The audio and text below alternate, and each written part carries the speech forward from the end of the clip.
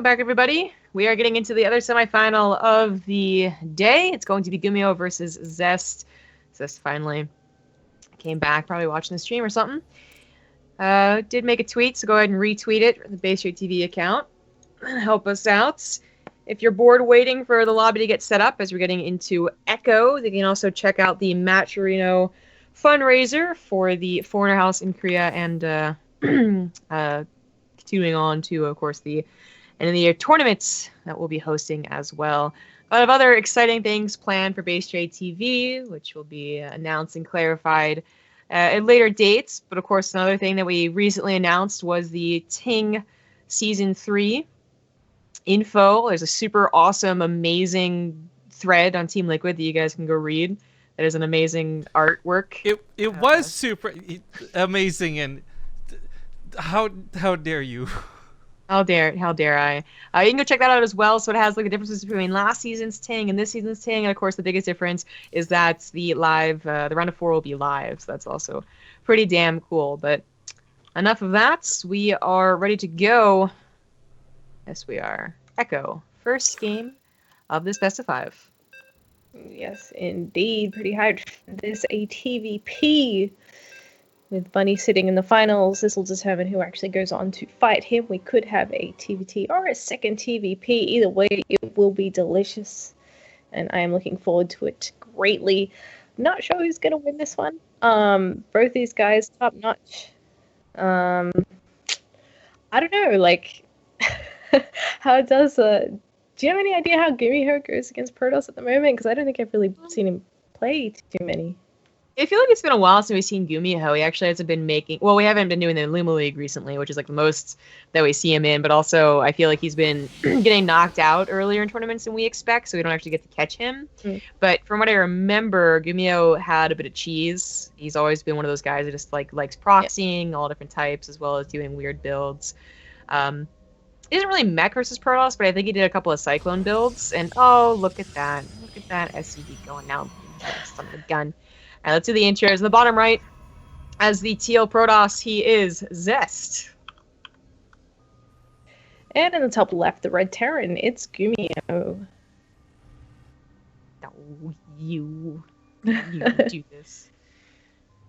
Cheeky little SCV. And then we go, there is the Rax being dropped right away. We'll see if Zest actually ends up scouting this or not. Like, I guess there's a lot of places you could hide stuff on this map, but I don't know. I would consider that one of the more common places. Whether or not you'd actually bother to scout that as a Protoss, I don't know.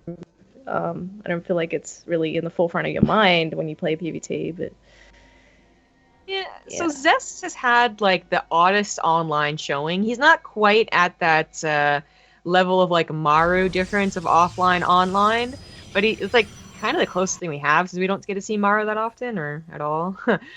Like, he'll just, his games won't look as good in general. He's a little more like static in his build choices, like for instance against Zerg, and he'll occasionally lose to this really weird stuff that you're like, well, is that really Zest, like this like GSL champion dude? Like, is that really him playing? And yeah, it is, but there's always been a difference, some more than others, when it comes to offline versus online results. And I think Zest also still has some learning to do about online tournaments and also ping-related things, if it's like a European tournament. Of course, this is on Korea. That won't be an issue, but it still is online. He doesn't scout the barracks itself, but he does scout the lack of barracks in the main base, so he still knows what's up. It was a later gas, so it was not the proxy Reaper that you usually see, and that's a little bit weird. Like a single Marine walks into your base, sounds like they open into a joke, not opening to a proxy. Like, and then just leaves.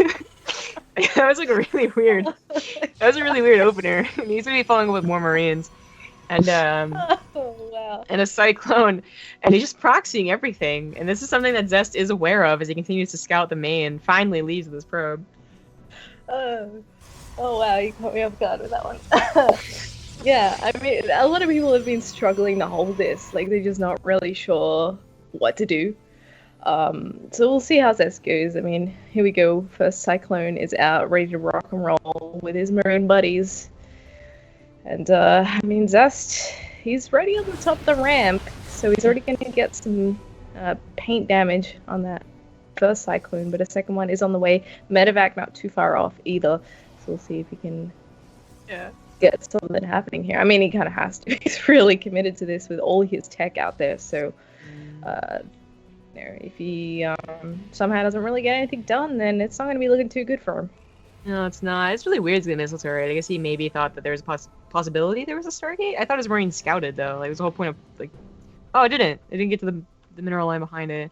Oh, yeah. That's unfortunate. That's a waste of minerals, basically. So, the good news is the Cyclone can take a little bit more damage, and it's, revamped edition, but it still is already pretty low. Glad to see an SCV is trying to repair that. But this has really not gone as what GuMiho would hope for. I mean, ideally, the Protoss does not scout you at all, so, like, they're trying to defend a natural base right now. But what's really odd about these situations, one base versus one base, it looks like the Protoss has this amazing response. Like, of course he shouldn't have expanded. Like, of course he's going to have to get production. The microbility that is given to Terran is usually something that trumps, believe it or not, the Protoss one base. So I'm still a little worried for Zest, but Blink should trump that once it's done. And I think that'll be the real kicker for Zest. Yeah, I really expected this to get off the ground a little faster than this. He's taking out the pylons, which eliminates the overcharge where possible, but I mean, one goes off there. The Stalker's trying to pick up a Marine here and there where possible. Nice pickup on that one, though. I guess you could try and use the, like, elevator spot, like where the Reapers usually jump up, but it's really not going so crash hard. The siege tank will help a lot because it zones us out. But once that blink finishes, I mean, he just needs to snipe that, whether he blinks down there or I don't know, but he's just gonna play it patiently, and I think he'll probably do okay. Now with the Liberator coming in there, like, things are really starting to get a little stickier to deal with. Yeah. The blink really, I think, had to finish while the tanks weren't around, as tanks are now so damn effective against Stalkers. You might be able to snipe... Okay, maybe not the Mothership Core. Damn anti-air. Oh, he just really gets it. But you might be able to snipe one tank. The amount of Marines that have been gathered would still be a lot for your Stalkers to deal with. So I think Zest's better move was to go around the army and hope that he catches the army out of position, which is what he's trying to do, but it's not quite working out. I think this is our good opportunity. Yeah, blink on top of this one. It's a lot better. There we go. Finally gets in there. A lot of Stalkers being mowed down, though, and he's barely keeping that medevac alive too, shredding as many of them as he can. The blink micro coming into play now, though, and Zest will be able to clean the rest of this up. Another Liberator coming in, though, and GG from GuMiho just couldn't get that off the ground. So well done to Zest. Interesting start to that series. Yeah, not too surprising. GuMiho does play like this, and I think a lot of it's not even just GuMiho, I guess, but it's also Terrans are doing, proxies every now and then. Yeah. Versus Protoss. But GuMiho's always been that guy that does weird stuff. So. Yeah, I do kind of wonder about his confidence here as well, though, against Zest, because in the qualifiers, he actually lost to Zest in one match and beat Zest in one match. So that's 50-50 based on that. I was having a look at his results against Protoss generally recently, and he's been doing pretty good. Like, he's beating most of them, a lot of them Korean players. But Zest is the one that he's dropped maps to, so I sort of wonder if he's like, well, it is Zest. I've got, 5 games to play with. Maybe it's worth just throwing out a cheese. It's one less stressful match to play. Yeah. Well, it's a best of 5. I think there's definitely the whole idea of playing a best of 5, not just playing a game. So throwing in a cheese is always, almost always a good idea. But I think GuMiho, I would not put it past him to cheese every single game. Even it was all 5 games, I wouldn't be surprised if all of them were cheeses. Even on Whirlwind. Yeah. I guess GuMiho does that. This is the first time we're seeing Newkirk Precinct. Yeah, I always forget this is actually in the pool because no one even bothers to choose it. I mean, granted, we mostly do best of 3s, but let's see how we go on Newkirk Precinct then. In the bottom right, he's the red Terran. His name is GuMiho. In the bottom left, as the teal Protoss, he is Zest. I don't like this map for aesthetic reasons. Oh no, I'm gonna... Whoa, is it Newkirk Precinct? Oh, that wasn't me this time. Haha, I'm good. Whatever. I get worried that it's me as well because I was laddering earlier and my internet disconnected twice and it like never does that. So I was like, oh my god, don't do that on the day I'm casting, please. Yeah. That was Crank, I believe. Damn it, Crank, get it together, mate. You're right. You're supposed to have really good internet in Korea. It's actually like not even 100% true. Internet is generally really good in Korea, but it has this weird problem of being super, super fast yet unsteady. So it'll be like 100 up, 100 down, but it'll like slow down to like 2 down if it's like a prime time for the rest of the apartment. It, like fluctuates. Yeah, it's really weird. Weird. I didn't have that good of a time in my apartment. It would always start lagging and being really shitty at like 10 o'clock at night because I guess that's when all the students came home and started going on the internet. But anyway, there's a little blip. I was really paranoid though, because like, I don't remember what map I was failed, but it was because I was in Whirlwind. All right, well, I had to I can either guess as we watch this game unfold. I can either guess what camera Rifkin's is, or I can put the toolbar up and see like the drop down menu. But for some reason, this computer specifically, not my laptop, not like the computers of the PC bong. This computer will lag for like a second when I do that. I've never, it got fixed like during like one patch, and then they patched StarCraft again, and it broke again, and that's what caused my computer to crash last time. Isn't it like I don't understand StarCraft sometimes? I know like my computer is not like the best. It's getting up in the age and all that, like there, and it's got like cat fur all up in it, so it's probably really not doing too good. But like.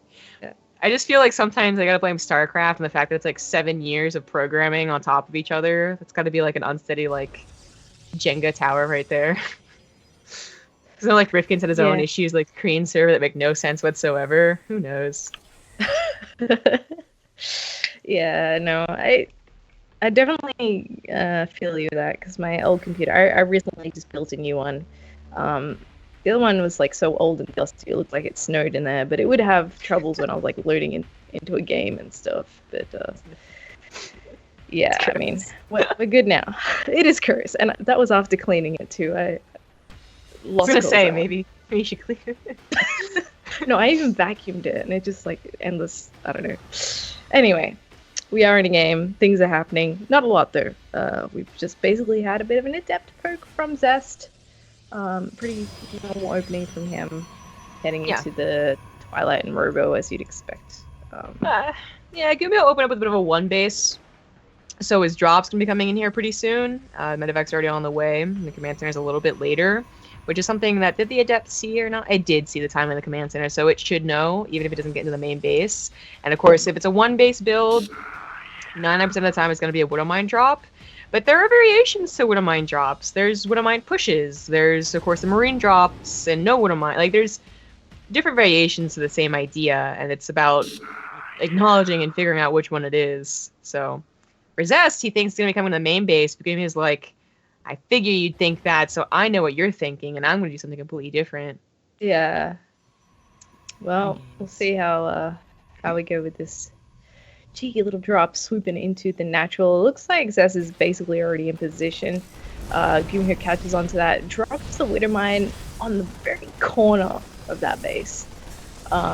He's really not able to achieve anything, does pick up and get on out of there. Maybe he can drop somewhere else and catch Zest off guard later, but Zest seems pretty on top of it right now. Can he get a burrow in the main though? Maybe? It's not gonna get a shot. Get the shot? Oh wow, it did get a shot. What the hell? There's no way. It was dead. Anyway, that happened. He does pick up a couple of probes, so 6 fuckers killed altogether. Not too bad. Yeah. It's not too bad considering we were supposed to do absolutely nothing. Zest was in position with his Mothership Core and with his units. His Observer was only slightly out of position, but GuMiho anticipated it being in position, so it was surprising for GuMiho to get any damage done. Also scans this Observer, so that's a goner. The follow-up can be important to scout, but I think Zest's had enough time in the main base to see the follow-up, which is... did he see the second barracks? Okay, he didn't quite see the second barracks, which is actually potentially a big deal. Like, if you think they're still on 1-1-1 with no stim being produced, that's a lot more time than I have to worry about well, basically, like, a push. Terrans usually wait for Stim to push. So that's could be a very big difference in timings in Zest's mind right now. He might also just figure there's a second barracks, just like there's no way he's only on one barracks, but we'll see what happens. GuMiho is getting a bit of a tank push here. If he goes without Stim, that should be surprising, but I don't know if it'll be effective surprising. Yeah, I mean, it'll be done by the time he's kind of set up there, I guess. It's not too far off at this point. Zest doesn't know what's coming, of course, because that observer did die, so it won't be until he's basically there that Zest will know about this, which gives him a little less time to set up and react to it. He's actually moving his units out towards the third a little bit as well, so he wants to make sure he doesn't get cut off here. He does move up the ramp a little bit. If Zest's entire army was here right now, this could have been really bad. Especially if Blink was also done. He could have pounced on top of the tanks, and like without Stim, the Marines would have only to do so much. But the timing is just barely perfect. It's before Stim, it's before their army was together, it's before the Colossus is out. It won't have extended thermal land, so it could get a lot of shots taken from the tanks. Even the Marines could try and pounce on it, given the opportunity. And Zest is actually taking a lot of damage here. He sure is, but in he comes from three directions at once. Colossus helping out a lot. It does take a lot of damage though, and these Marines and tanks are actually living a lot longer than I expected there. But he does clean up the bulk of that, and in fact, looks forward to try and get one of those medevacs. Not so lucky in that regard. May still be able to get one. Yeah, it looks like he will. Oh wow! Take both of them, in fact. Both of them was pretty brutal. Yeah, definitely GuMiho's mistake too. It could have been going more toward the north and probably could have saved at least that last one, but that kind of that makes up for, I would say, the kill on the Colossus and the Twilight Council. Luckily the Twilight Council got its, I guess, arguably the most important upgrade right off the bat, Blink. You do eventually want to get Charge or Resonant Enclaves to help out, but it's something that he could, I suppose, wait a little bit longer for. I don't think he should wait. Well, actually, it depends on how Zest wants to play, I suppose. He's going to go for a double forge, which seems a little bit scary. I mean, I think he can actually start it, but it's follow-up push from GuMiho is not too weak. It has +1. Yeah, I mean, he did clear out most of that force that pushed. I think maybe 2 units survived or something. So it's good that he at least cleaned out a lot of that, but the follow-up is here and it's ready to go, and in fact he's actually just going to go around this army now that it's way out of position. The Mothership Core is ready to go though, so very nicely defended. It's actually stuck. Oh my god. Bit of a butt punch there. Trying to find a way to get in. Stop paying attention anymore. There we go. But only after our army has a fully unloaded. There's a Colossus, but with a couple of Marauders, that Colossus gets out of position up in the mineral line, they could try and get a concave on it. They're going to try anyway, but a second Colossus joins here, and there's no secondary attack, so while the Colossus goes down, so does most of the army. Oh, and the Stalkers are still here. Oh, dear Lord. Oh my god. These guys are just trading blows all over the place. Losing a Colossus for, a lot of bio and a couple of medevacs. Yeah, I wouldn't really call that worth it at this point. In fact, what's the resources lost? Yeah, GuMiho's lost way more at this point, so... Yeah. I would say this is going better for Zest, but it's always hard to say, because, sometimes the, keeping the Colossus count low is actually worth maybe not the best resource trading, if you can actually get this follow-up attack. But GuMiho's never really had the follow-up attack, and he has just been given... he has to spend his own minutes or two gathering his army once more, and that is time for Zest to sneak in that third base, to sneak in another Colossus, to actually start his 1-1. So, yeah. It's not game over for either party yet, but GuMiho is not really getting what he envisions with each of his pushes or his drops. Just doing a nice job defending. Yeah, he's trying to chase this small cluster of Stalkers out of there. He's going to cut it off, actually, and Zest is actually going to try and meet up with those Stalkers, moving the rest of his army around the north side. It's not the biggest army. I look at that and I'm not frightened as a Terran, because like you said, he has kept the Colossus count pretty low, and it's just one stim and snipe away from having no Colossi in that army. So I guess all in all, GuMiho can't be too upset with some of the trades he's made in this game so far. His third base is up and running. He's almost got 60 SCVs. Starting to get that Viking production underway as well. +1 Shields is about to finish, and +2 is on the way, whereas the 1/1 is about to finish for Zest. So they're going to be on even upgrades for a little while here, but Zest, if he keeps chronoing out with the 2/2, will eventually take the lead there. Yeah. It usually happens, you know, if they're able to get double forge and invest in a 2/2, they will just skyrocket ahead in upgrades. But first of all, that wasn't a cancel in Nexus. That was pretty expensive. But then second of all, Zest has just been kept on a low economy for a long time, which is not terrible for the Colossus way of playing. You know, you have that slow build-up, more like Heart of the Swarm, a slower third base, a slower fourth base. But I think it's been a little too slow. You know, he's been on a pretty low probe count for most of the time. Just hasn't, you know, had many places to send him. So that fourth base dying was a pretty big deal. His Twilight Council, again, was sniped, so it only just came down. It tied up perfectly with 2/2, to his credit. He didn't forget the Twilight Council. But this is something that he's missing, that barrier for his Colossus. And his Colossus count isn't high enough to make up for that lack of barrier, you know? Because if you have, like, 7 Colossus, like, what does it matter if they kill the army first? Yeah. If it's 3 Colossus, that isn't quite the same. 21 Zealots will still soak a lot of damage, but if GuMiho gets a Concave, or better yet, just gets his Viking Suicide on the Colossus, then his army should be able to take out the ground army. But, you know, you scan that army, I think the assumption is that they do have charge. Just, you know, that's a safer assumption to make than being like, well, I bet they don't, so let me just stim in here.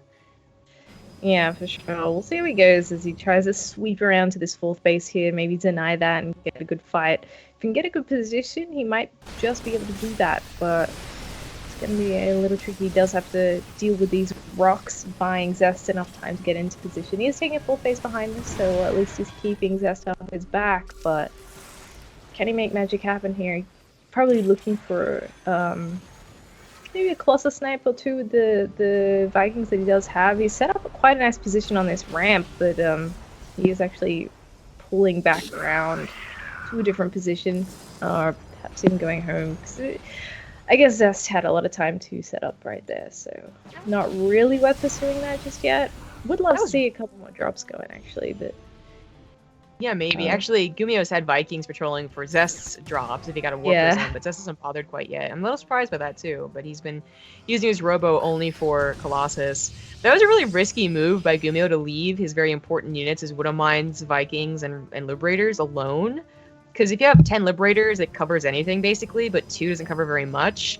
And if Zest had an Observer on his army, or on the path that GuMiho's army went to retreat, that could have been really bad. Luckily, that wasn't the case, and maybe GuMiho saw that, was looking for the observers, but everything seems to be okay. They are kind of both building up to this big, huge late-game engagement. We finally have Ghost ready as well. No High Templars yet for Zest. Could be a big problem. Yes, the Ghost would technically counter them, but you keep a little in your back pocket. You get, 1 or 2 good storms. It makes up for that, but that EMP on all the Zealots was really good. Third base is just... it just had to be sacrificed, I think, anyway, but it also just went down too quickly for Zest to do anything about it.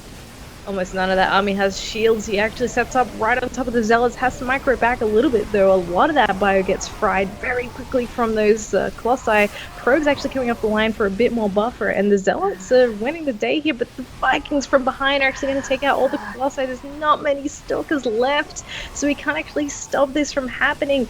And in the end, with the stutter step micro from GuMiho and those beautiful EMPs, he takes out almost that entire army. Yeah, the EMPs really helped. It was a situation where their upgrades were even as well, which was nice. They did think that Zest maybe would have skyrocketed ahead, but didn't. But there is a big problem there, where Zest had a good number of Colossus, 5 of them, but they only got 6 swipes total or something like that off in the army, because the army was retreating from the Zealots. As long as GuMiho was actually microing them back, and they weren't taking swipes from the Zealots, they're going to win against them. But the Colossus usually, that's the time they need to get so many shots off, the army dies anyways. Instead, they ended up chasing the army through Liberators and Vikings that weren't being taken care of quick enough, and GuMiho just took a really, really good engagement that all started with the EMP, but I think really was highlighted by the lack of Colossus damage. Yeah, and he comes in again for another hit here. Vikings are landed now because they do so much damage. They're actually worth a damn now, but that is it, actually. He just plummets through the rest of the Stalkers, and GuMiho evens it up to the 1-1. Very nice macro game right there, and it was a bit of a more passive opener. One base, technically, I suppose, for GuMiho, but not too devastating. I'll see what the next game has in store. That'll go into game number 3. We're going to take a quick break. Thanks for watching, everyone. Welcome back, everybody. We are into the third game. It's all tied up. In the top right on Overgrowth, he is the Teal Protoss, Zest. And in the red trunks in the bottom left, this is GuMiho. I honestly expected a proxy on Overgrowth. Yeah, I was gonna say, like, we're down to best of 3 territory. Maybe it's time for another proxy to come into play. But when he wins the macro game on UCAC, I guess, you know, that's a little confidence boost to go, yeah, I probably don't need the cheese. It's a bit more effort to do it this way, but I guess so. Yeah. The late game is usually very scary. Like, the PvT is really going back to Heart of the Swarm, which is a good thing for some people, a bad thing for others. But, you know, a lot more Protosses are taking the slower expansions, Colossus style, with only occasionally mixing in, like, the Mass Gateway type Legacy of the Void army, which, you know, in turn causes the Terran to play, like, a lot more like Heart of the Swarm as well, which is to say, Mass Viking, a couple of Ghosts towards the end game, and, you know, all about finding those good concaves and snipe opportunities on the Colossus. The Liberators mix that up a little bit, but even then, not too many. Some Terrans do love going for Mass Liberator, even against the Colossus style. So I guess that isn't entirely accurate to say that it's going, you know, entirely back to Heart of the Swarm, but clearly GuMiho liked the Viking response, liked Heart of the Swarm, and felt confident going to the late game, which is surprising. Usually the late game is always such a terrible time. Although GuMiho has been around in StarCraft 2 for quite a long time, and that, I feel like that's like the style he always sort of played anyway, so it sort of makes sense that he would be comfortable just falling back into that sort of style here in this TVP, but I guess we'll see what happens as this game evolves, if his early game goes quite as successfully as the last one did, because, I mean, there are a lot of moments in that game where I'm like, that shouldn't have done what it did, but, you know, it did happen. Like, he lost Medivacs, but he also got 6 worker kills out of a drop that Zest was ready for. It's kind of weird engagements. Yeah. But, yeah, so far this Reaper gets a little bit of a poke in here, but does get flushed out and heads back home as GuMiho winds up for his usual 1-1-1 goodness. Yeah, the first 10 minutes of that last game, 8 or 10 minutes, I forget where, but it looked like it was going a lot better for Zest. He was getting these kills in these Medivacs, he was stopping the drops, except for that one that killed 6 probes. And 6 probes isn't devastating, but it's nice. Yeah. But it didn't...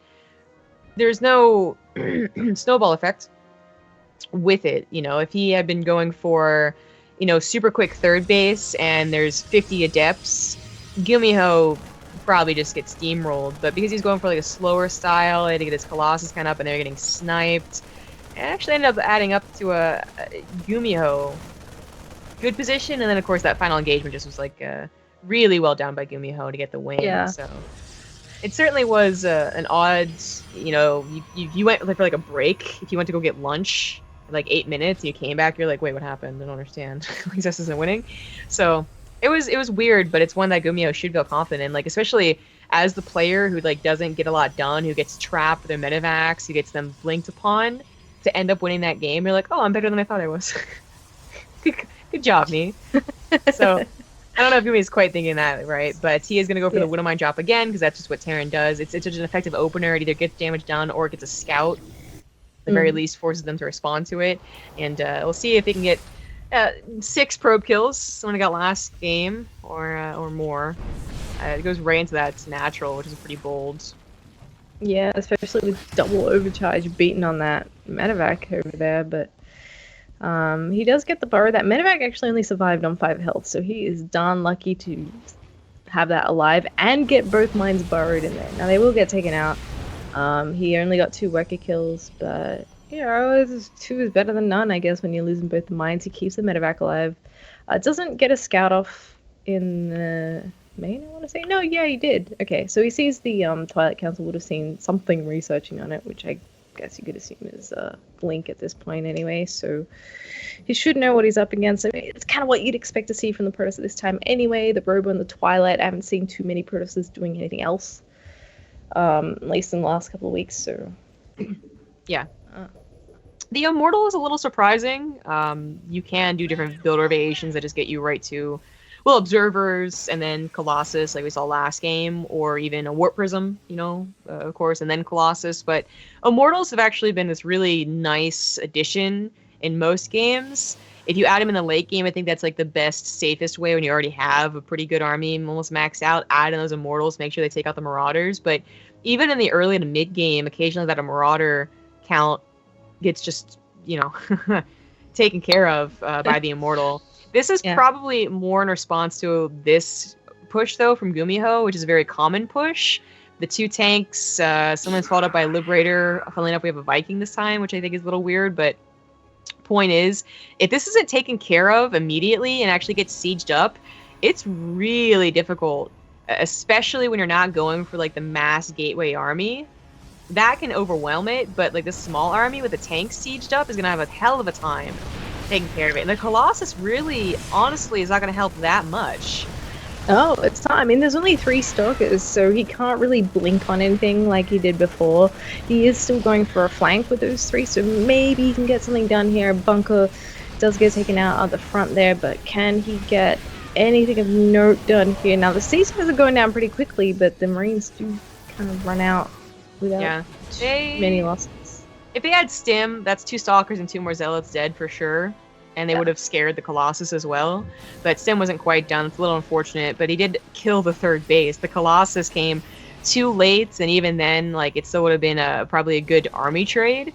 So she was able to get out of there with the Medivacs, which is exactly what happened. So GuMiho, this is definitely different, I think, than other Terrans. They usually stop building tanks after, I would say, the 3rd one at most. With this push, freebie. Oh. That's a huge mistake. But he's continuing to make tanks, so actually playing a tank-heavy style and continuing to push as well. If your army's small, it's kind of dangerous to do this, but Zest's army is also still very small, so GuMiho is getting a very good position. And Immortal actually a little bit out of position there as well. Luckily, the rest of the army comes up from behind, so he can't really focus that down too much. He does send a few units to it though, and it does go down very quickly. The Stalker's getting shredded here as well, and the Colossi gets taken out by the couple of Vikings coming in. GG from Zest, and GuMiho keeps it short and sweet in this 3rd game? Yeah. 3rd game.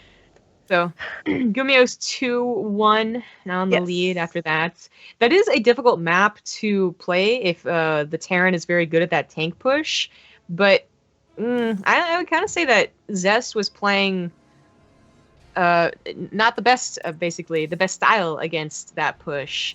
The times that I've seen it defeated was either like mass adepts just overwhelming and killing the Marines before they had Stim and before the tanks were sieged, or that same army attacking again before the tanks are sieged, like before the Terran's ready to intercept. But GuMiho played that really well. He kind of like dodged around the Stalkers that were scouting specifically for that on the edge of the ramp. I think he dodged around the Observer as well, and just hit a really nice timing. So GuMiho was pretty good at those things. I would say Zest also just didn't. It's like I feel like he did know it was on the way because he got that Immortal, and he was like positioning his army towards that 3rd, but it still didn't matter. Yeah, it didn't quite work out that way. He lost Colossus and an Immortal for basically nothing. Like, maybe if he was in a different position, it would have worked, but I don't know. Just like, when I looked at what he had compared to that, like, Marauder tank army of what GuMiho brought, it kind of felt like the Noah's Ark of Protoss armies. Like, he had a Colossi and an Immortal and a couple of Sentries and a couple of Stalkers. Like, it was sort of like just nothing bag. super beefy. Yeah.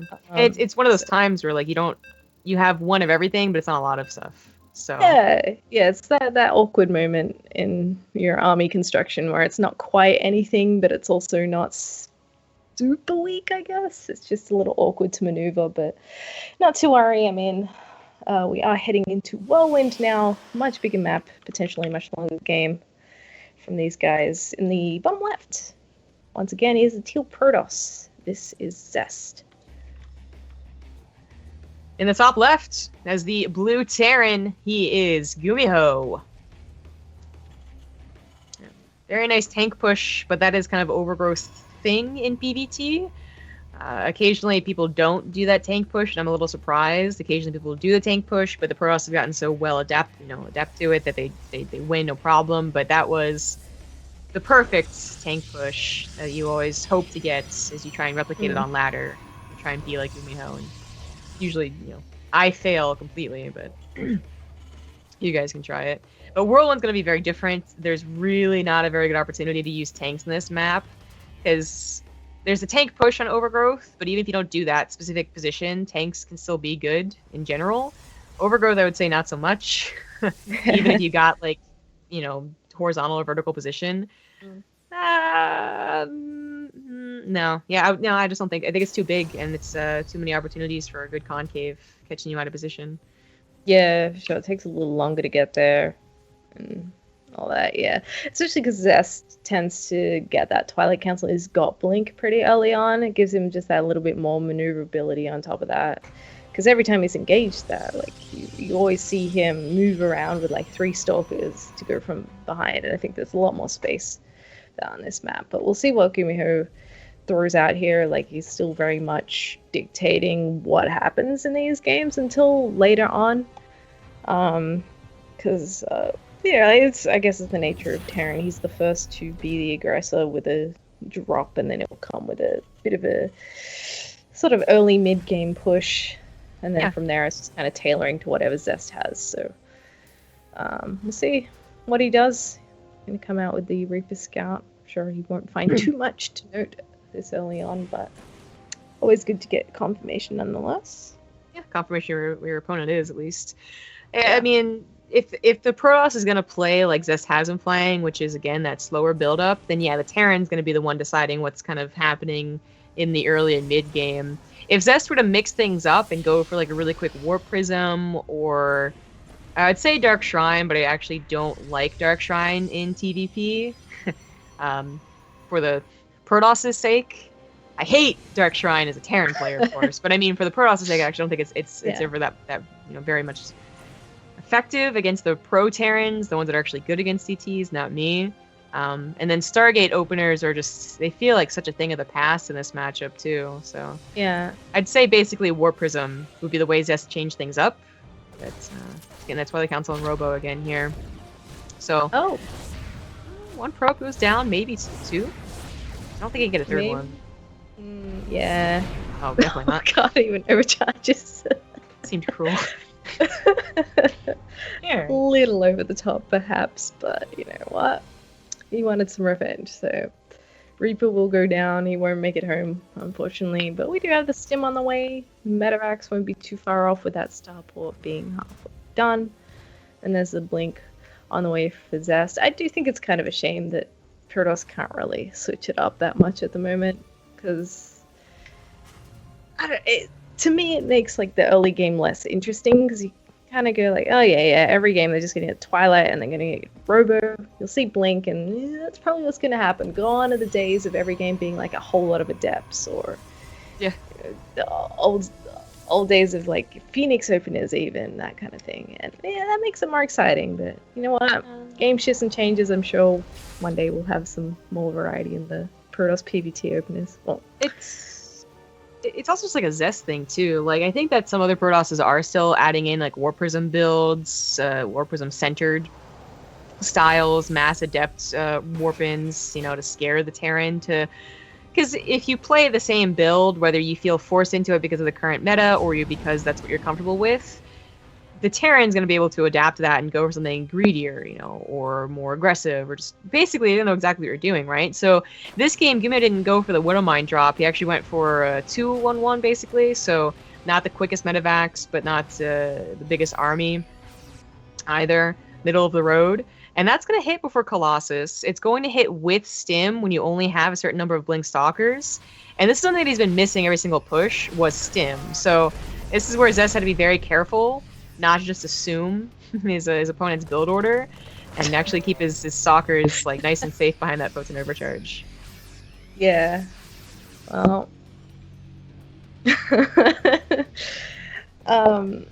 Yeah, we'll see if he's actually able to get much done with this. I mean, Zest is pretty well prepared for any shenanigans. In fact, he's going to walk out to meet it. He's gonna get one. He does get one of the medevacs. It was really nice, though. I mean, Zest did end up getting that observer in the main base. That's why he was prepared for it. He had those stalkers, you know, protected in case they were pounced upon by that potent overcharge. And then he chose to warp in more stalkers as opposed to start that Colossus immediately. So he's able to snipe a medevac. That ended up going pretty nicely. But then he kind of falters here. It's over eager to kill the medevacs, and in doing so loses his probes in his main base. And that went from nice job to absolutely terrible. That is an Artosis pylon. I've never seen one. That will stop warp-ins for quite a while, as well as that Colossus. They're a rare breed these days. I thought they went extinct.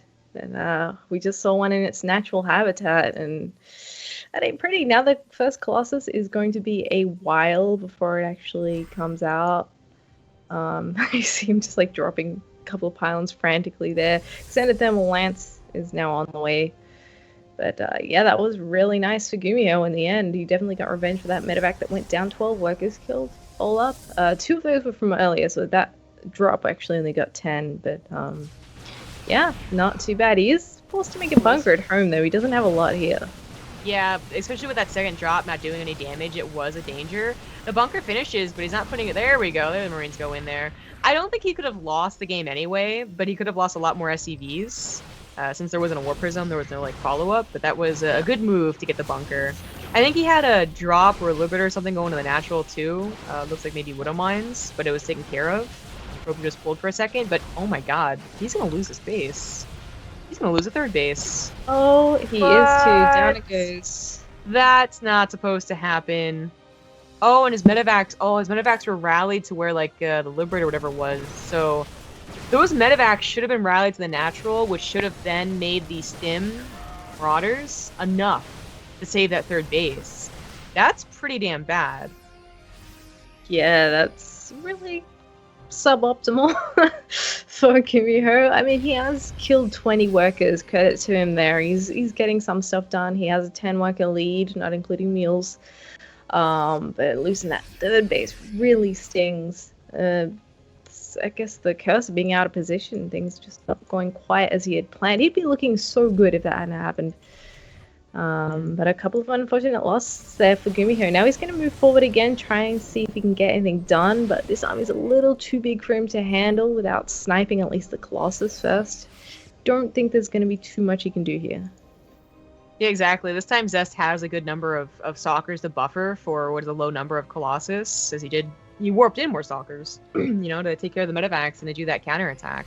And I think that actually makes his army look a lot more intimidating than if there was half as many stalkers but 2 Colossus. GuMiho also, you know, he did lose unnecessary amounts of bio in that, you know, emergency defense with the bunker. So his army just really doesn't look that big. It's also been, you know, very aware of potential counterattacks. So it's also a little bit split up, and that just means that GuMiho kind of has to just deal with losing a third command center and not able to do any counter damage. Now the good news is he didn't lose many SCVs, and he's been harassing a little bit every now and then. So Zest hasn't been running away with economy, as his own third base was kind of late, being, you know, the style that he's playing. But it does mean that you know, the mid game just doesn't have a lot of momentum for GuMiho. He can get into late game fine, as he did on Newkirk, but the mid game is kind of a goner. Yeah, for sure. He's still sort of like posturing, trying to find an angle to do damage, but he's going to take a break for a sec. With the Liberators coming in, maybe he can distract Zest and find a place to drop or poke in or something. He does actually have a fair few more units coming out to join that army in the middle of the map, and the third base is finally up and running, so that econ can finally kick in, and hopefully he can also think about a fourth base, but... Why is this Liberator so indecisive? Like, no, yes, no, yes, no. Well, it's alive. It's like all it's hell, so... I mean, that was weird. Anyway, so Zest does have his bases on lockdown. he would be a little susceptible to a main push in one area, as his army is a little bit disjointed. But GuMiho is also disjointed. You know, Liberator here, 2 armies over there. And there's a lot of observer coverage for Zest too, so that if he did decide to go for a main push, he'd at least have time to consolidate his army. Basically, Zest is looking pretty good on the defense, and as I said, I think it's going to be getting more towards the late game army battles as opposed to the mid game, which is something that GuMiho just didn't have enough army to really push the mid game victory after losing so much. Yeah, for sure. He also hasn't scouted that 4th base of Zest just yet either. Zest has kind of like a line of vision around his bases, so he knows whenever GuMiho crosses one of those lines and he can get there in time. So, like you said, really nice spread of observers for him. He's going to try and go for this base, but it's not quite going to happen here. Nice Force Fields actually gets a good cluster of units there. A medevac trying to evacuate them gets sniped as well, so great pickups there for Zest. Definitely not worthwhile GuMiho poking up that ramp. Mm-hmm.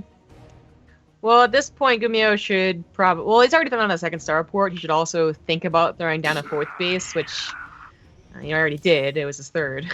not a good feeling. But he should definitely throw down a 4th base legit, probably to the right side, I would guess. Really start taking over the map of Whirlwind. This is a supply depot over there. I thought it was like a medevac. Okay, well...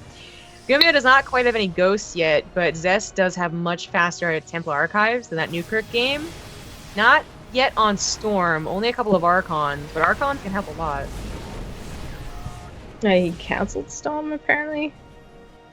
If he was lacking money, I can understand it, but I don't think he is. Not anymore, anyways. He should probably start that back up, but as he sees the army on the front lines, he's going to be more worried about dealing with this right off the bat. Huge concave by Zest. The Vikings get a couple of good shots in the Colossus initially, and that leaves only the ground army. The Zealots are charging forward, but without much help from anything else, they are getting kited down, and this ends up going pretty well for GuMiho. Yeah, that actually looked pretty bad at the start with that concave, but he was able to micro his way out of it nicely. Stalker's actually blinking forward aggressively here, trying to get a little bit more bang for their buck, but GuMiho is out of there. He does pick off a lot there, and I think he traded probably a little more efficiently in that one than he has in a few of the other exchanges, but still not quite able to put a proper dent in that army. Or really pack a punch that lets him then continue through and push and do a bit more damage. Maybe sniper base, maybe get into a mineral line. Zest still did pretty well, all things considered there. Yeah. Zest also had an upgrade lead, which is probably why he felt pretty confident, especially with that concave, but yet again chasing forward without the Zealots actually doing damage. They got a couple, they get a couple of swings automatically, which is great, but they don't have those Colossus following suit or Storms catching the army by surprise, weakening them so the Zealots can get that last shot. They just ended up damaging the Marauders a little bit. And with a good number of medevacs, which is something that Zest tried to snipe along with the Vikings, yeah, their army just didn't die. The Zealots are going to get caught without support again. No force field to help out. Guardian Shield does get popped. Vikings feel a bit useless. But that ground army is it's going to melt for Zest. Yeah, decent force fields trying to push some of that army back, but they've actually still got a really good line. The Archons fell really quickly there. One of the Immortals gets taken out, and in fact, these units coming from out of nowhere, pretty isolated themselves. Mines now joining the fray, and all these Stalkers are just getting totally demolished here. A few more Zealots walked in. They do charge in, but they're not really got a lot to offer. Nice storms there, but... he's still going to be able to keep alive and finish this off with the number of medevacs that are left over in those couple of mines. Yeah. I think GuMiho thought there was going to be a Colossus or two, backing things up. So when he realized it was more of about those storms, going and landing the Vikings, don't forget they're kind of effective now, especially against Stalker Warpin. So Woodamine's going to be super effective against the charge lots as well. It's been missing, but the kiting is making up for it. Feedback's the only thing left for those High Templars. Woodamines don't shoot the Zealots, so a bunch of Zealot Warpins ends up saving Zest's day here, but can't take care of the medevacs and can't get the last couple of shots on these. There we go.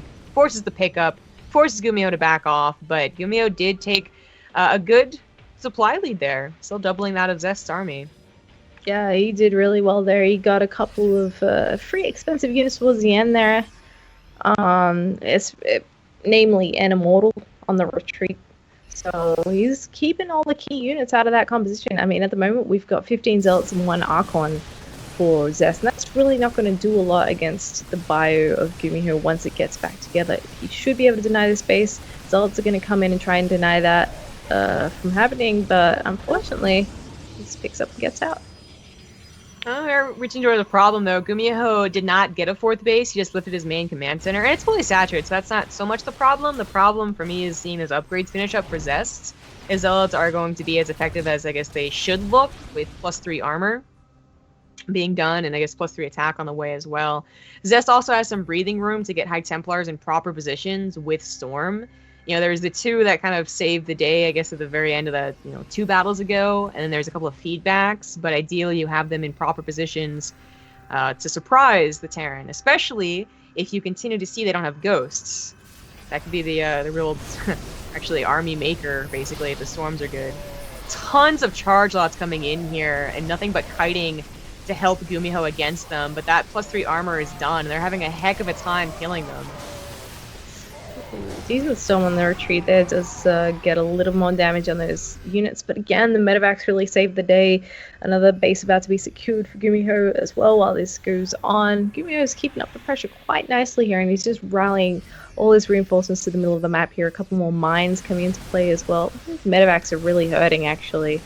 But he's still just got a little bit too much bio for Zest to probably deal with. He tries to push in again here, but the Zealots just can't do much because of the micro here, and there's not a lot of beef behind those Zealots to take advantage of the fact that the bio has to shoot them down. So it's like, finally, he's actually going to push him out of here, but that was a pretty clutch pickup on the Sentry. Saved one of them at the very least. That Guardian Shield can really help out if they can keep up with the Zealots, which has been kind of like the #1 problem, is anything keeping up with the Zealots as GuMiho tears them down. The Zealots are just like so close to being in overwhelming numbers with good upgrades, yet never quite at that point. They need the help of a Storm, they need the help of like the Guardian Shield. Even Stalkers adding a bit of DPS could help, but obviously Stalker's not the most ideal situation when you know it's just bio versus low econ Protoss.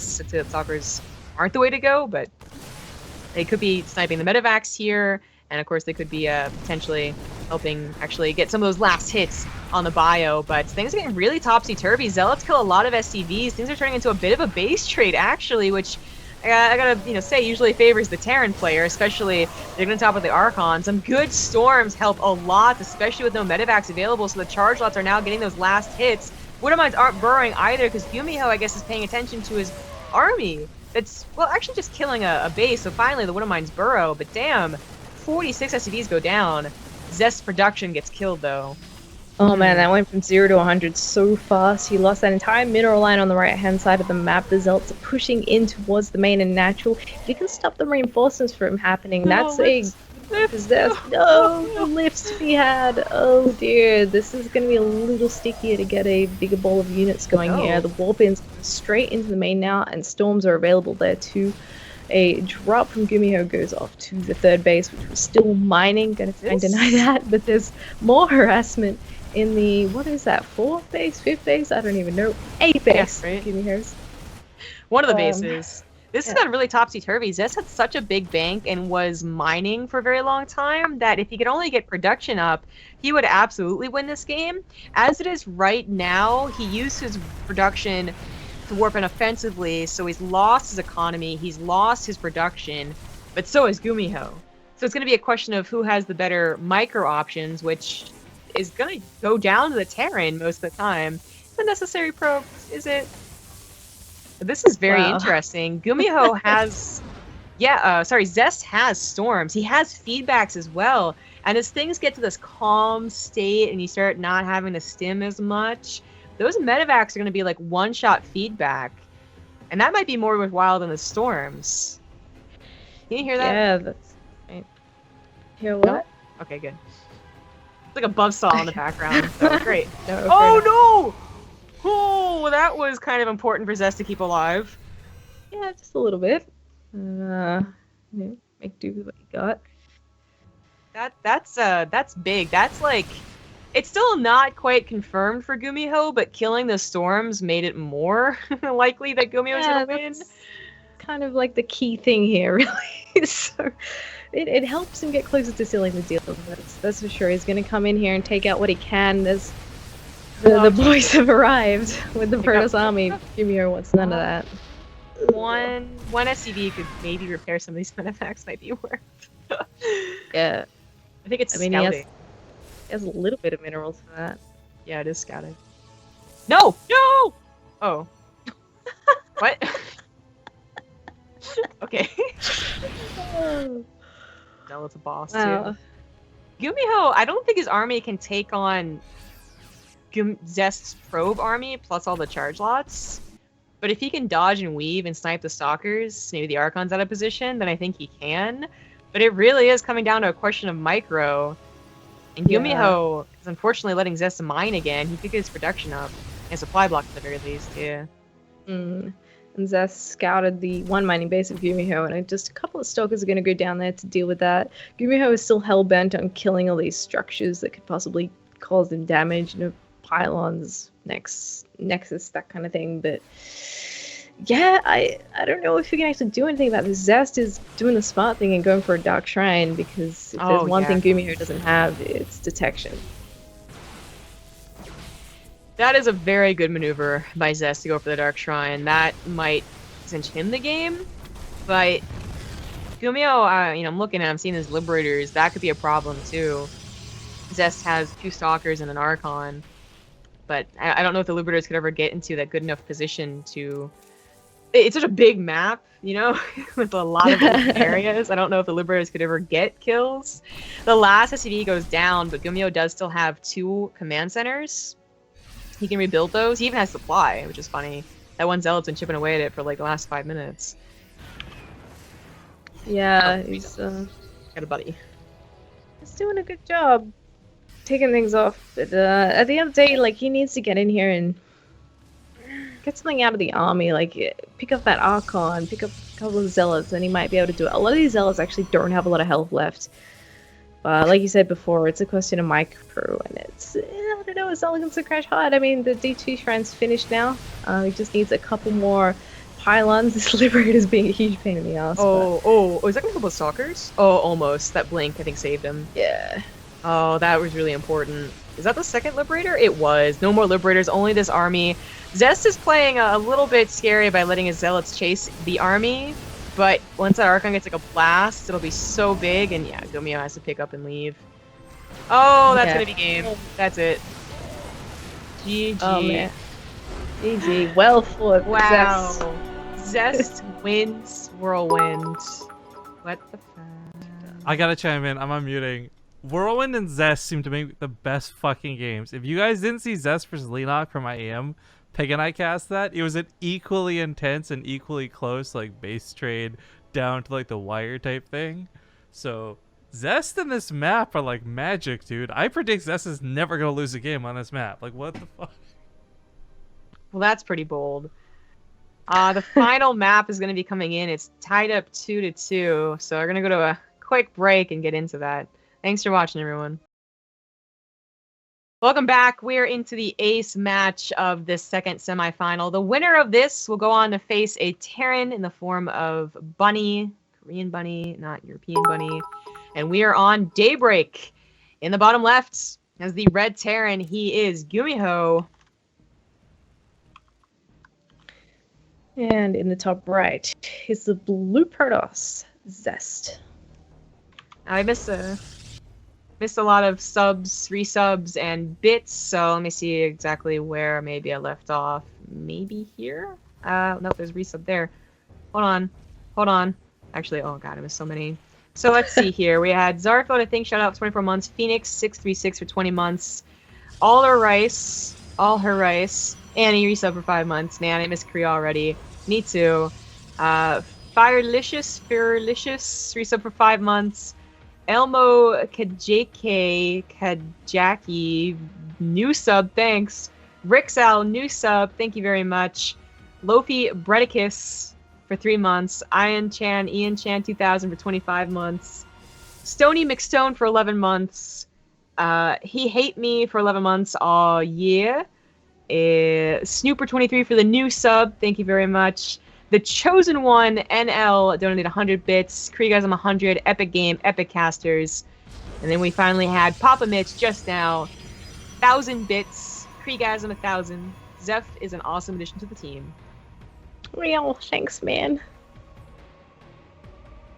Long list of people. But thank you all for continuing to support the channel. Glad you all like Zeph, as you'll be seeing more of her. So I guess as you were talking about earlier, I guess you're between jobs, so you got a lot of casting opportunities, which is awesome. And we coincidentally had to, have someone who had a lot of casting opportunities, as I will be in Paris for some time, and she'll be casting with Rifkin while I'm gone for whatever is left to be cast. As I said earlier too, there's a lot of stuff that we have on our plates. A lot of stuff we had to maneuver around. Really full for the upcoming months, but that's starting a bit later after January. So glad you guys like her.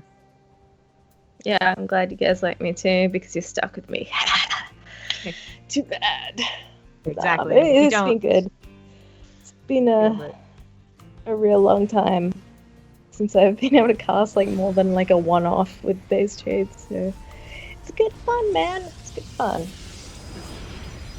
Well, while I was doing shoutouts and whatnot, the game did get to at least a certain point. I mean, it's really not too interesting. We do have expansions for both players. GuMiho not proxying again after that first game, which is a little disappointing, but I guess since that one macro game went so well, I decided to do it again. Rowan really looked like it was going to go to him. He had a couple of things going against him, which added up to being very important. You know, he didn't have that good of an economy. Like, if he had a planetary, that could have been a really big difference, but he never did. If he had 3-3, maybe that's a big difference too, because Zest had that really important armor upgrade on his Zealots that GuMiho just really couldn't chip through. All these things could have added up to the base trade still going in his favor, but he didn't. He didn't have that. So Zest, I guess, I don't know if I want to call it wise, because I don't think it was... I think it was a dangerous maneuver no matter what, but going for the base trade ended up being a good maneuver for the Protoss. Yeah, it worked out in the end. He did do very well. So now that it's at match point, hopefully they're not too tired from that long game. I mean, Daybreak does lend itself to longer ones again, and GuMiho has opened up normally. He hasn't decided to go for any more cheesy stuff or anything like that. So yeah, we'll see how this one pans out, if it goes quite as long as the others have, because I think Zest, there's something to be said about the way Zest engages against Terran. I think GuMiho is better at doing that sort of like harassment damage, but we'll see how we go. We've got 2 mines in this medevac as usual. Will he get the burrows off? It doesn't really look like it's going to be doing too much, even if they do burrow. Militia, of course, took the shot, but she can survive one. Not too bad as long as there's Marines not going for the snipe on it. Reaper was killed pretty quickly too. Medevac looks like it might just get out here. Blink, of course, not done. Scouted as well, and it is going to be able to get out, which is pretty important. GuMiho finally starting his stim. Zest has his own scouting, by the way. His observer's like really right on top of that production, sees everything that's going down. Very good. Yeah, he does. Man, it's always risky. I feel like every time I watch GuMiho, he has like a medevac that just barely gets out. But it lives on the edge, I guess. Yeah, they didn't really do too much, but he got the full scout, so worth it, I suppose. He's got a follow-up just about ready. Gonna repair that medevac. He's got a good handful of Marines coming out. And, of course, his combat shields and stim now well and truly on the way. Factory, just grabbing an add-on and a couple more medevacs. Gonna be out in just a moment, and then he can keep up the pressure, head out again, look for some more damage. We do have GuMiho going for the Wuno mines as well for that factory. Not any more tank pushes past that overgrowth game, I suppose. Daybreak can have a good tank push, but it's still not as abusive as overgrowth, so you can see the reason for choosing to go with more of the mid-game macro-oriented, not really depending on pushing or timings. Does scan for that observer as he gets ready to push out, but you see that and they're pushing out with it. It's like when someone, like a Terran scans your base, you're usually going to drop there as well. So Zest was not surprised and did have some pretty cute micro with his Blink Stalkers. Take whatever damage he can off of that bio. Also preempting the medevac pickup. Nice that GuMiho was paying attention. That would have been very, very bad.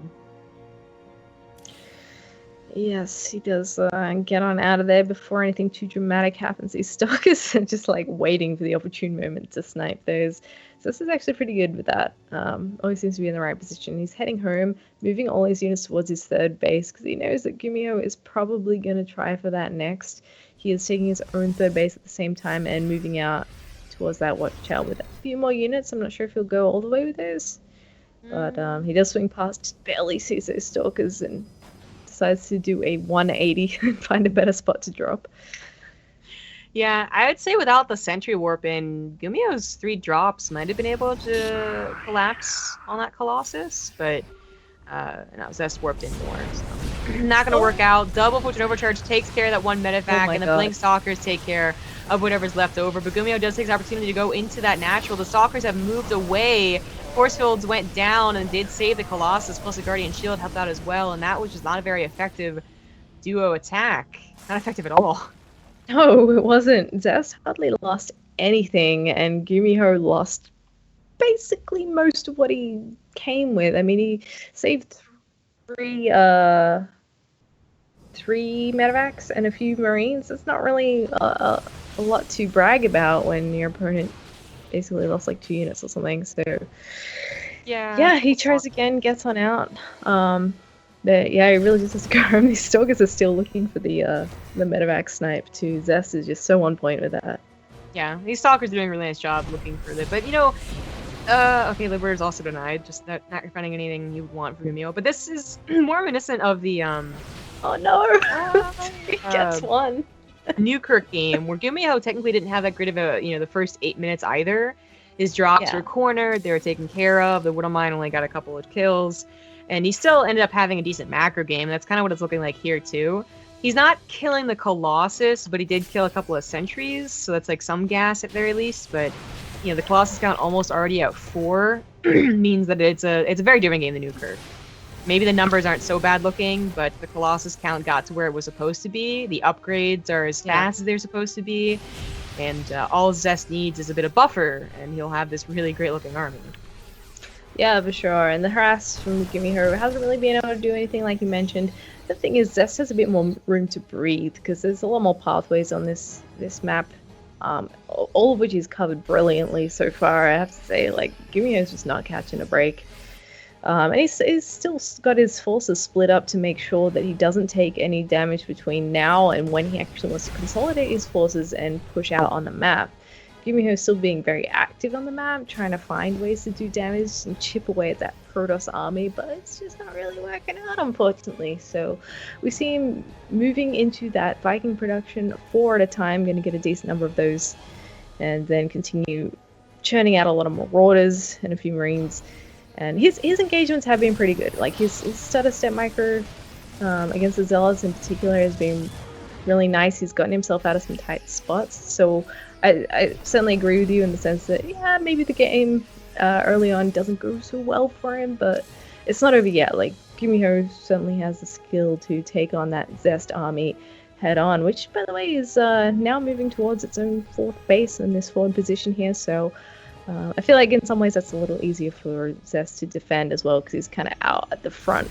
And the army sort of has to go past that no matter where it wants to attack, unless it's dropping. So yeah, we'll see how he goes, because GuMiho looks like he really wants to do something. He's just nowhere to attack just yet. Well, I think he first wants to get maxed out. A maxed out army versus a maxed out army. Differences could be upgrades, but they're not right now. They're pretty well timed upgrades together, as well as bank. But bank is also not quite an issue, as GuMiho really, did not have that bad of an economy behind all those drops that weren't quite working out. So they're both getting maxed pretty evenly, and Zest will have to deal with, he'll have his own really good army. He's getting Templars as well, so feedbacks, I don't think he can fit in Storm, but maybe against GuMiho with Vikings and EMPs from those ghosts. So this poking and prodding really should never be too dedicated, and it is going to be 4 base versus 4, max at army. We'll see how the engagement actually goes, how the micro goes, because GuMiho did end up getting better engagements the last time and went to super late game. Yeah, I'm going to give a quick shout out to Todd, by the way, who did resub for 5 months 4 months ago. Todd hype. Yep. Yeah, there's actually a couple of ghosts out on the field now as well, I believe. So Last time we saw the Ghosts come out, they got the sickest EMPs, and that really swung the fight into his favor. Can he get the EMPs again? He does get pretty decent ones. A lot of the frontline jumps in before he can, but the Colossi are melting to these Vikings. The bio behind is starting to press forward, and he actually has to blink out of here and get on out of that choke. Not enough Vikings left to quite finish off those Colossi, but Bio Force is still looking pretty healthy. Yeah. The Viking count's not too healthy, so I think both of them disengaging is like a smart choice for both of them. GuMiho probably could have taken the engagement with a good concave, but they were also pushing into that choke that's dangerous. So both pulling away. Zest tells a bank to remake his army. Upgrades did finish around the same time during that engagement as well, and GuMiho is getting a bit of a lead, starting 3-3 so quickly. So I think GuMiho is looking better. It's a little bit surprising because I thought his EMPs weren't that great. They hit the Stalkers, but I guess they also hit some of the Colossus too, which helped the Vikings take them down. So, I didn't remake any of those ghosts. He did not. Only 2 Widow Mines. That's Well, his stutter step was really good, and as long as the Vikings they take on the Colossus, then I guess he doesn't need the EMPs. Yeah, I suppose not. The EMPs, like, you're right, they did hit the backline, and I think the Zelts probably chewed through a little more than they otherwise would have, but there we go. As Zest actually has a beautiful concave here. I'm not sure about this for GuMiho. A lot of his units getting roasted. The Stalkers are actually looking strong on the front line. Still, Archons moving in from the right-hand side as well. Only Bangs left. They are forced to land, but GuMiho is getting utterly cleaned up here. Even some probes coming up the line for good measure, and he is pushed right back towards his full base. Yeah. Definitely a trade. I don't know about Zest pushing forward with this, though. He has no really strong units. One Immortal can be strong if it's covered, and there are quite a lot of Marauders here, so I guess that is probably the strongest thing in his arsenal, but I think he needs more charge lots where he feels really confident pushing in here. A Time Warp would have been oddly effective had it actually hit the army. This one also not going to because Time Warp's bad now, but the point is I like the idea. And now 2 Immortals. Yeah. Will actually be able to chunk through those Marauders. But that was a bit dangerous to see Zest move forward like that. The engagement went better for GuMiho. Yeah, in the beginning I thought he was actually getting absolutely crushed because Zest had such a nice concave on that army, and while GuMiho held his own, he did get forced back, but all in all, like when the dust settled, they had basically the same amount of stuff left and neither one really had any pushing power. GuMiho going balls deep right now, trying to snipe off some key units. He does get an Immortal, is forced out with those charge loss, but he keeps coming back in. He wants a couple of his Templar if he can. There's heavy gas units hiding nicely behind the Zealots, though he does have to wait a minute to reinforce before he can do that. He has taken a 5th while all this is happening, and getting a drop going in the bottom right-hand corner. Not too much to kill here, but he is forcing all those probes off the mineral line for the time being. Well, GuMiho's 3-3 finished up, and that's pretty good. Zest is at least finishing his +3 armor, and he even got shield. Interesting, but I'm looking more towards that Storm, since we have not had Ghost remade. Storm could be crucial. Marauders and Stalkers, we all know how that's going to go, especially with these good upgrades. Zealot warping is slow. That probably wasn't close enough to the Nexus. That's a little unfortunate. GuMiho is getting a little disjointed, and as such is like mismicroing every now and then, but still has a very good army. His Liberators were sieged up. The Storms were very bold. Oh my god. They ended up getting very good hits, and he even goes back into it for a second there. 1 Immortal would be able to kill everything here, but it goes down too quickly. But oh my god, like 5 health points on every single Marauder. I think you gotta pull back for even a second, help get him healed up. Finally, those charge lots warped in, by the way. That took like forever. That might be able to kill the Marauders. Those will definitely help. That was a bit of a scrappy engagement. I mean, GuMiho got a really nice position because half of Zest's army was dealing with, not even half, just like a good chunk of units was dealing with the drop down the bottom right. But at the same time, Zest had a nice way of sort of squeezing behind his own Nexus and getting out of that position.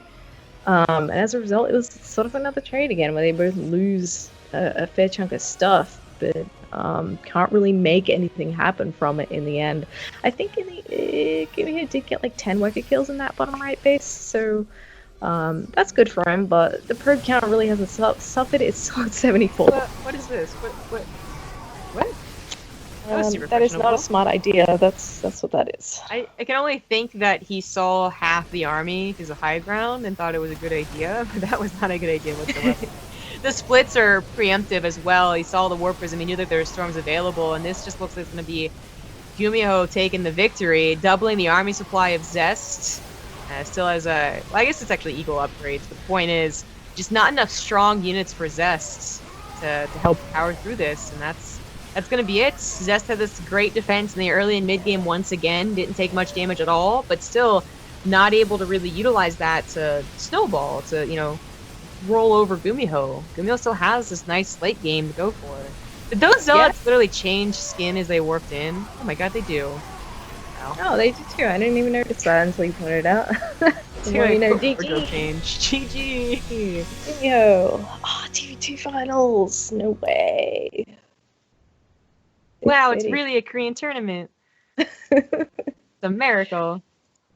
That was a pretty cool match. Yeah, I didn't think GuMiho would take it so decisively in the end there, but he just ended up with a few more units. Needed like a minute more of rallying, and he had it, so gravy. Good job.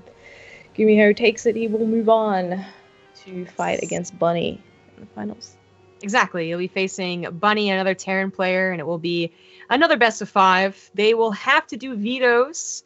So we're going to go to an extended break. While you're waiting, of course, watch the ads, help us out, all that good stuff. But also check out the Matrino fundraiser for the house. Check out the Ting Season 3 announcement on Team Liquid. All that good stuff that people will be linking. And thanks for watching, everyone. Finals are coming up next.